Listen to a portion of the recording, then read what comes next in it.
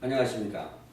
세계선교 신학 신대원 선지자 여러분, 찬양 사역자 여러분, 저는 찬양학을 강의하는 배기철 목사입니다. 오늘은 찬양에 대해서 특강으로 이어가고자 합니다. 음악은 인간의 이웃 사촌, 흑암 문화를 주도한다는 제목으로 특강을 하도록 하겠습니다. 이웃 사촌이란 말이 이웃이 사촌만큼이나 친밀하다는 의미일 것이다. 그런데 요즘 세상은 그렇지 못합니다. 대다수 이웃들이 친근하지 못할 뿐만 아니라 때로는 오히려 이역적인 존재가 되는 현실이 되었습니다. 범죄자를 잡고 보면 거의 다가 이웃들이라는 사실이 이를 입증하고 있습니다. 가깝게 살고 있고 또 잘 아는 관계이기 때문에 더욱 믿고 안심하기에 이를 역용하여 치명적인 범죄를 저지르는 것입니다. 인류의 시조가 범한 범죄도 사단이 먼저 하와와 가장 가까운 이웃에 접근해 있었습니다. 뱀의 강교한 전문성을 이용하여 너무나 손쉽게 하나님과 약속을 파괴시키는 데 대성공을 한 것입니다. 인류 역사에 영원히 씻을 수 없는 영적인 유산을 물려주고 말았던 것입니다. 만일 뱀이 하와에게 낯선 존재였다면 그렇게 쉽게 미혹되지 않았을 것입니다. 그래서 예수님도 너희 원수가 집안 식구라고 말씀하셨습니다. 전도의 시작은 바로 이웃입니다. 마태복음 12장 31절에서 말씀하고 계십니다. 너 이웃을 너 몸과 같이 사랑함이 가장 큰 계명이요 또 원수를 사랑하라. 꼭 마태복음 5장 44절에서 말씀하고 계십니다. 이것은 복음 가진 자만이 할 수 있는 이웃을 살리는 비밀입니다. 그것은 음악도 마찬가지입니다. 인간에게 가장 가까이 있으면서 또 그러면서도 너무나 친숙하기에 특히 많은 음악인들이 원리를 알지 못한 제 고통을 당하고 무너집니다. 그렇습니다. 하나님을 찬양하도록 창조된 인간에게 음악은 이웃 중에 이웃임이 분명합니다. 이사야 43장 21절에서 그래서 사람이라면 누구나 무한한 신뢰와 친밀감을 느끼게 합니다. 하나님이 저희를 지을 때는 창송받기 위함이라 했습니다. 어쩌면 창조 원리고 창조 목적일 것입니다.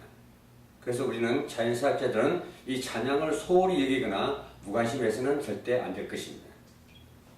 심지어 음식까지도 그래서 찬양의 전문가요 음악가인 사탄에게는 음악으로 인간을 멸망시키는 이런 쉬운 중먹기일 것입니다. 이런 점은 공자도 유명 음악인들도 다수가 이미 얘기하지 않았습니까? 보라, 하나님의 가장 이웃의 자리에서 찬양으로 섬기며 또 가장 신뢰를 받던 천사가 감히 하나님을 대적하고 이 땅으로 내어 쫓겼다는 성경은 기록하고 있습니다. 참으로 아이러니하면서도 우리가 깊이 살피고 경계해야 할 이유입니다. 인간 세상으로 쫓겨진 후 사탄은 흑암 문화로 세상을 멸망시키는 우두머리 임금이 된 것입니다. 성경은 여러 곳에서 증언하고 있습니다. 음의 원리에서 보면 가까이에 있는 음일수록 가장 배타적인 소리를 내고 있습니다. 성도는 영적 싸움을 잘 싸워야 할 참 성공자가 되어야 합니다. 그러면 일상에서 가장 가까운 싸움의 대상과 방법을 제대로 알아야 된다는 것입니다. 바울도 에베소서를 마무리하면서 영적 싸움에 대하여 중요하게 다루고 있습니다. 그런데 우리가 복음의 현장, 전도의 현장에서 생활할 때에 영적 싸움의 대상을 발견치 못하는 경우가 거의 대부분입니다. 그래서 항상 육적 싸움만 끝도 없이 지속해 왔습니다. 예수님도 베드로에게 금방 칭찬하시고도 곧 바로 가차없이 사단아 내 뒤로 물러가라고 호통치지 않았습니다. 그런 영적 안목이 우리에게 너무나 부족합니다. 음악도 마찬가지입니다. 음의 원리를 따져보더라도 그 음에 가장 가까이 있는 음이 가장 불합을 낸다는 사실을 발견하게 됩니다. 그것은 음악이 만들어질 때 이미 원리를 근본으로 알고 있음을 알아야 합니다. 예를 들면 도에서 가장 가까운 음은 레입니다. 그렇다면 이웃 사촌이기에 비슷한 성질의 소리를 내어 가장 잘 어울릴 것 같지만은 사실상 한 옥타브 중에서 가장 안 어울리는 소리를 내고 있습니다. 아니 오히려 도에 더 가까이 있고 있는 도 샵은 도 바로 위에 있는 금반입니다. 도와는 가장 불합한 성질을 가졌습니다. 마치 너무나 가까운 이웃이 가장 친하지 않는 인간들처럼 그렇게 되어 있습니다. 아이러니하게도 가장 잘 어울리는 음은 가장 멀리 있는 8번째 음인 한 옥타브가 위 한 옥타브 아래에 있는 음입니다. 레도 마찬가지입니다. 바로 옆에 레나 미나 한 옥타브 중에서 가장 어울리지 않는 소리를 내고 있습니다. 조금 영적으로 설명한다면 인간에게 가장 절친한 음악이 가장 불협한 존재가 될 수 있다는 의미로 해석할 수도 있습니다. 그래서 음악을 조심하고 주의를 기울여야 합니다. 그것은 상당한 중요한 이유가 됩니다. 너무나 이웃 사촌 같고 애인 같고 부모 같은 친밀감 때문에 전혀 끊김 없이 좋아하게 되는 순간부터 자신도 모르게 악으로는 불협화음을 만들기 시작합니다. 영적 문제, 정신 문제, 불면증 등등의 심각한 하모니들이 음악을 통해서 나타납니다. 이것이 바로 사단 음악의 배경이기 때문입니다. 잠언서 15장 31절에 생명의 경계를 듣는 귀는 지혜로운 자 가운데서 있느니 사탄의 속임수를 볼 수 있는 영적 지혜가 필요합니다.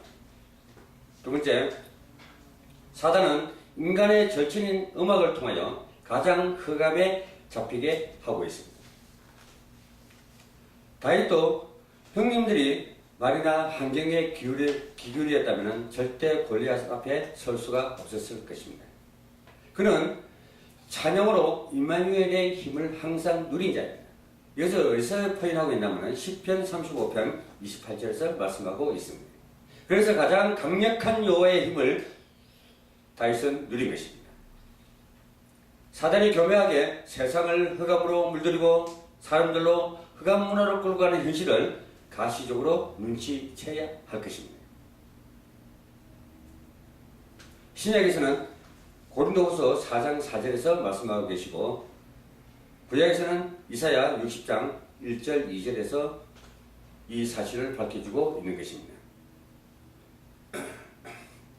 복음의 비밀을 알고도 깊이 누리지 못하면 사단의 음악으로 속이는 사실을 영원히 알지 못할 뿐만 아니라 평생 수도코로 쫓아다니면서 사자처럼 덮쳐도 전혀 눈치챌 수가 없는 것입니다.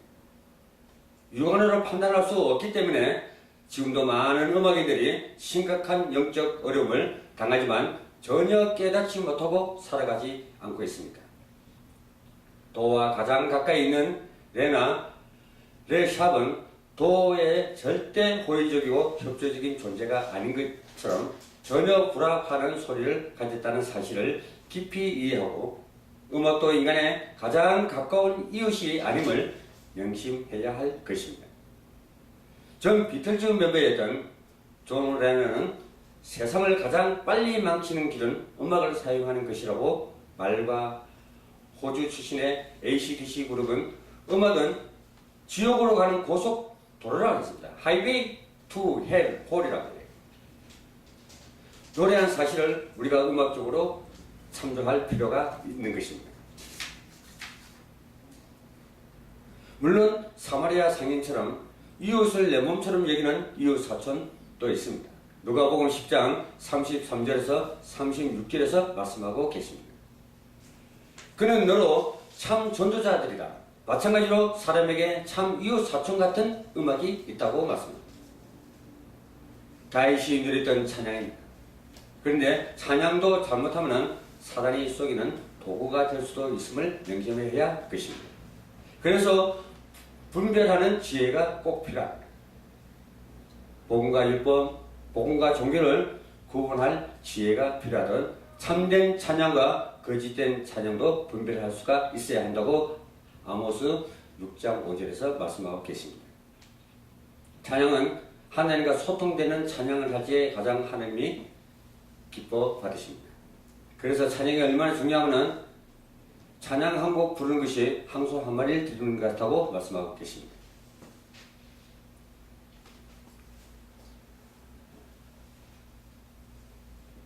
그래서 우리는 참 복음 안에서 기도를 해야 되고 찬양을 하냐면은 다윗처럼 베드로처럼 밝은 영안이 열리게 될 것입니다.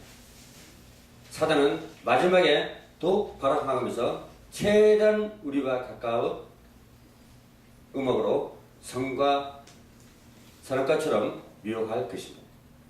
이 가을에 하나님의 선물로 주신 가장 멋진 이웃인 찬양과 사랑에 우리가 한번 빠져보면 어떻겠습니까? 두 번째로 음악의 국경 문제와 찬양이라는 제목으로 강의를 하도록 하겠습니다. 언제나 시작된 말인지는 알 수 없지만 음악엔 국경이 없다는 말이 너무나 당연한 말처럼 쓰여져 왔습니다. 그래서 거의 대부분의 사람들은 음악에는 정말 끈이 없는 것으로 알고 있으며 어느 누구도 모든 음악을 다 이해할 능력이 있는 줄로 착각을 하고 있습니다. 그러나 사실 음악은 만국 공통어가 아닙니다. 어쩌면 음악만큼 난해하고 이해가 각각일 수 있는 분야도 드물 것입니다. 각자 자신들의 척도가 따로 있어서 그것으로 음악을 이해하고 평가하고 있기 때문입니다. 우리가 교회 다니면서 찬양 콘서트를 많이 하는 걸 봤을 겁니다. 또 찬양 경진대회를 콘테스트를 하는 것도 많이 봤을 겁니다. 찬양 콘서트는 좋습니다. 그걸 평가를 하는 것이 아니고 찬양하는 사람들이 모여서 자기를 발표하고 하는 건 참 그것까지는 참 좋습니다. 그런데 찬양 콘테스트는 하시지 않는 게 좋습니다. 그것이 과연 하나님의 기준일까요? 우리가 인본주의적으로 그 평가를 하고 있습니다. 누가 이 찬양이 더 좋은 것이다 나쁜 것이다는 우리 인간으로서는 평가할 수가 없습니다. 다만 찬양을 이렇게 해야 된다고 가르쳐 줄 수는 있습니다. 그렇기 때문에 1등이니 2등, 3등을 우리는 가질 수가 없는 것입니다.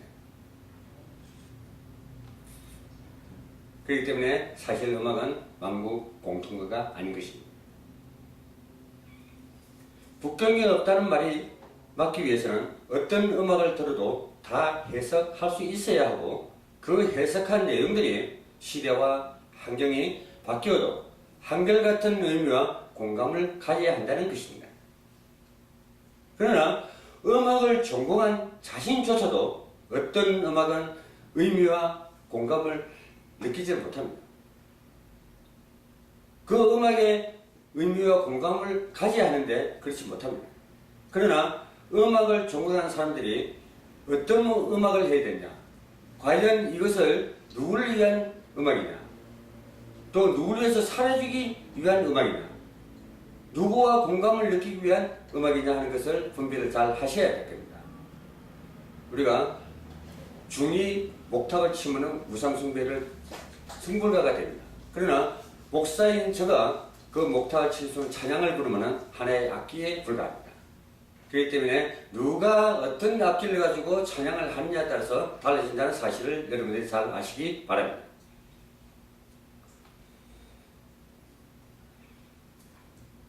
어떤 장르도 아무 제약 없이 넘나들 수 있다는 뜻인데 그것이 가능해지기 위해서는 어떤 종길의 음악, 어법을 사용하고 있음이 전제되지 않으면 안 됩니다.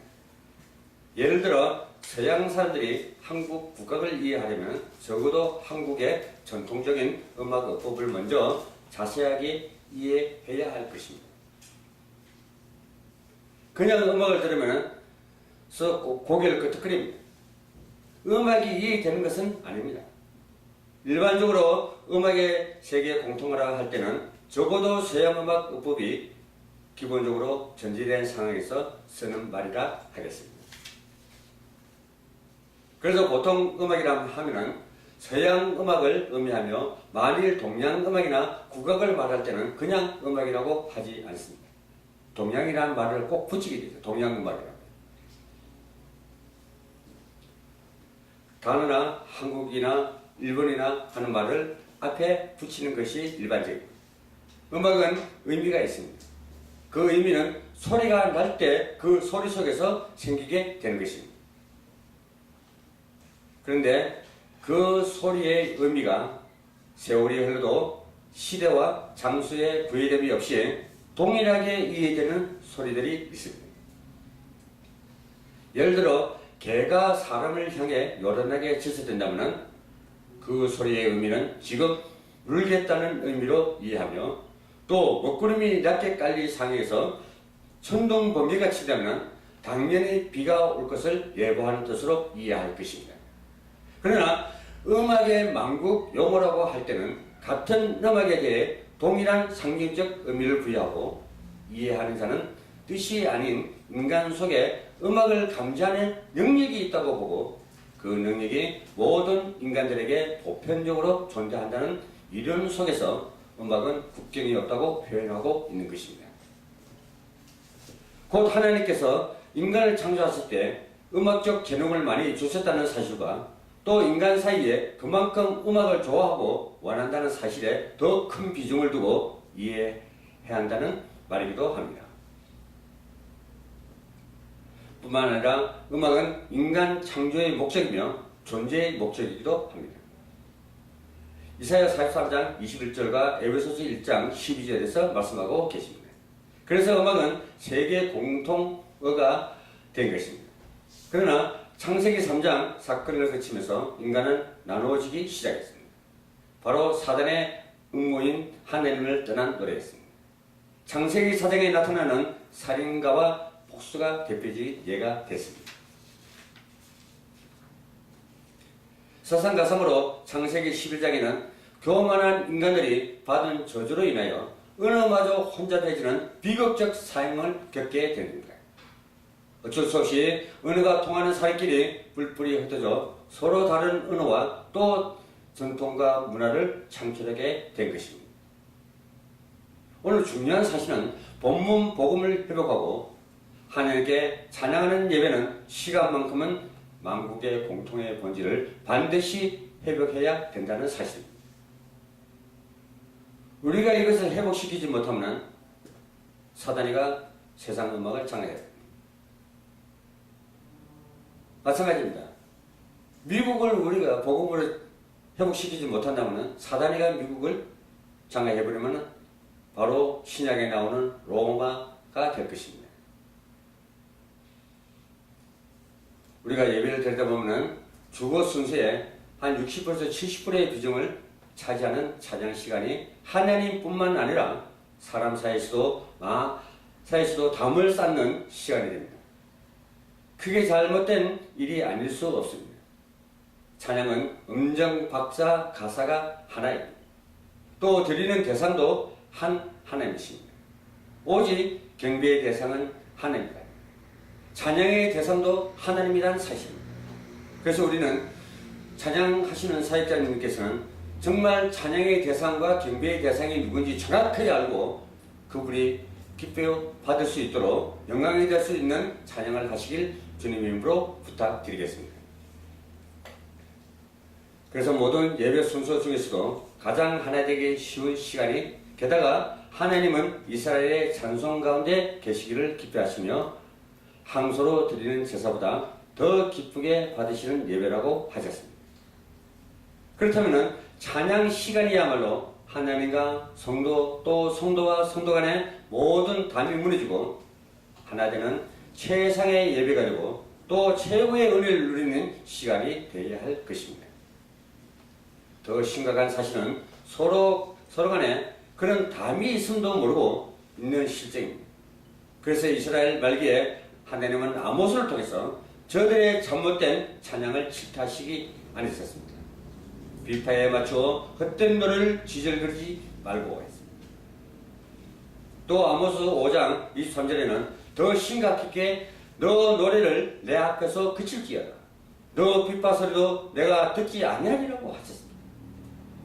오늘날 교회가 비대해지면서 좋은 악기들과 또 잘 훈련된 음악 전문가들을 동원하여 드리는 찬양이 밖에서 볼 때는 그지없이 화려하게 보일지 모르지만 하고 하나 되는 언약을 놓쳐 참 예배로서의 기능을 상실한 현실을 잘 깨달아야 할 것입니다.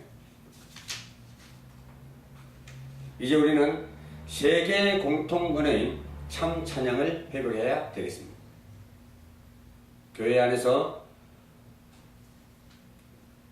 조차도 공통어가 되지 못하게 하는 사단의 전략을 알고 하나 되지 못하게 하는 요소들을 찾아 제거해야 할 것입니다. 에베소서 5장 19절에 시와 참여와 신령한 노래들로 서로 화답하며 라고 했습니다. 참 찬양은 서로 화답하는 마음으로 주께 예배하는 중심이 세워져야 하는 것입니다.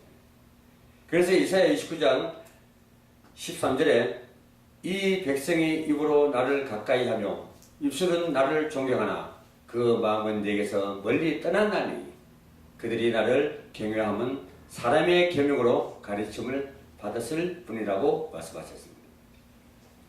사실 찬양은 지금까지 예배로서의 기능보다 음악적인 기능으로 더 많은 훈련을 받아왔습니다. 그것이 바로 사람의 경외라고 지적하고 있는 것입니다. 곧 음정, 박자, 가사, 빠르기 등에 중점을 두고 교육을 받았기 때문에 하나님과 교제하는 예배로서의 본래적 기능에는 거의 마인드가 없는 실정입니다. 다른 말로 표현하면 찬양의 복음은 없고 율법주의에 매였다는 의미입니다. 또 찬양 사역자들이 쉽게 빠지는 유혹이 있다면 자신이 영광을 받고 싶어하는 심리입니다. 조금만 잘한다고 죽게 세워지면 모두가 넘어질 수밖에 없는 함정입니다. 이것은 사단의 가장 기본적인 전략입니다. 하나님을 찬양하던 천사가 왜 타락을 하고 이 땅으로 쫓겨났나? 바로 자신이 자리를 지키지 못했고 성경은 밝히고 있습니다. 만일 찬양자가 자신의 영광을 받으려는 중심으로 노래한다면 결국 사단을 이롭게 하는 행위가 되고 그 시간은 스스로 고립되는 담을 쌓는 행위가 될 것입니다. 그래서 찬양 사역자는 또 갈라디아서 2장 20절 속에 중심을 회복하지 않으면 안 되게 되어 있습니다. 오직 그리스도 안에서 내 능력과 내 계획과 모든 것이 살아나야 되고 그리스도와 십자가 안에서 내가 잘못된 각인을 된 목적과 목표와 능력들을 다 없애버리라는 얘기죠. 또 세상의 음악 기법을 따라 너무 빠른 속도가 육체적으로 흥을 지나치게 돋구는 반주 과도한 싱크페이션, 당김음을 많이 사용하고 있습니다. 사용도 찬양의 본질을 저해하는 위험한 요소들임을 기억해야 할 것입니다.